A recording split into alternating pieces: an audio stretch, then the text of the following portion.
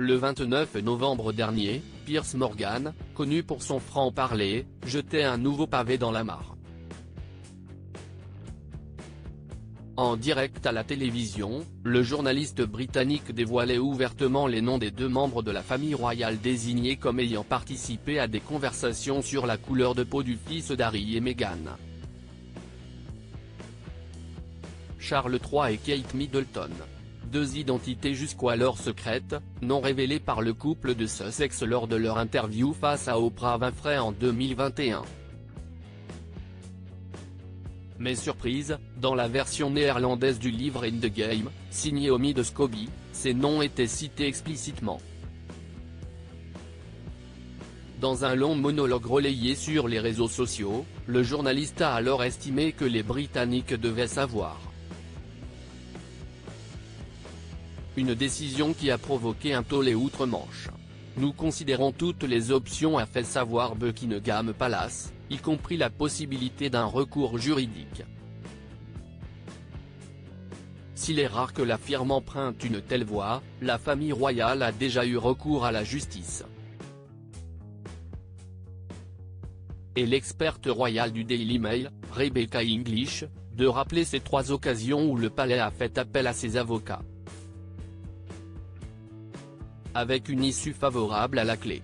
En 2006, le prince Charles de l'époque attaquait le Mail on Sunday après la publication d'extraits de journaux intimes.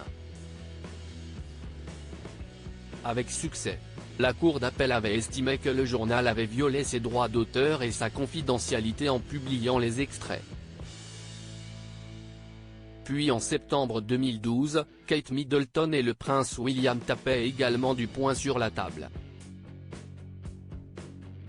Ils décidaient de poursuivre le magazine français Closer pour violation de leur vie privée après la publication de photos au sein nu de la duchesse de Cambridge de l'époque.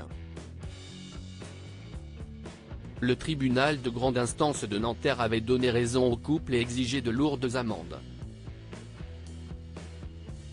Charles III et le prince William vont-ils sévir ? Enfin, plus récemment, en mars 2016, le journal The Sun suggérait par une une que la reine Elisabeth II avait soutenu le Brexit. Très vite, Buckingham Palace avait alors saisi l'instance de régulation de la presse dénonçant des ragots fallacieux basés sur des sources anonymes et soulignant la neutralité politique de la reine.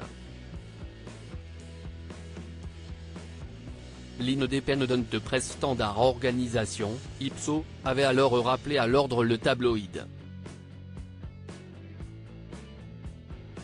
Quand la presse va trop loin, l'adage cher à la défunte reine Never explain, never complain, ne jamais se justifier, ne jamais se plaindre, ne semble pas toujours pouvoir s'appliquer. Alors que vont décider Charles III et le prince William suite à la révélation de ces noms? Il se murmure qu'une réunion de crise a été organisée juste après le retour de Charles III de la 28 pesos colombien de Dubaï avec l'héritier du trône. Une enquête interne serait également en cours pour déterminer comment et par qui les lettres échangées entre Meghan Markle et Charles III où les identités des 2 personnes apparaissaient, ont pu être dévoilées.